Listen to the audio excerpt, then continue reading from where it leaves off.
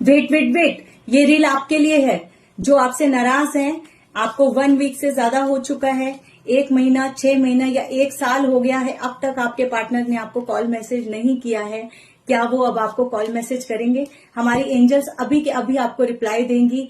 आप कमेंट में जल्दी से इस एनर्जी को कनेक्ट कर लीजिए, राधे राधे हर हर महादेव लिख दीजिए, क्लेम कर लीजिए इस एनर्जी को। और ये जनरल गाइडेंस, जनरल रीडिंग है गाइस, जिनके सामने आएगी उनके साथ जरूर रेजोनेट होगी।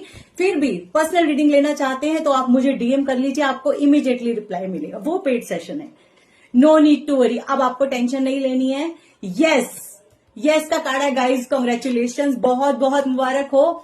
अब वो आपके साथ नाराज नहीं रहेंगे, रूठे हुए नहीं रहेंगे। जो आपसे नाराज थे, गुस्से में थे, थर्ड पार्टी में आपको डाल दिया था, वो वापस आ रहे हैं, आपको कॉल कर रहे हैं विद इन अ वीक।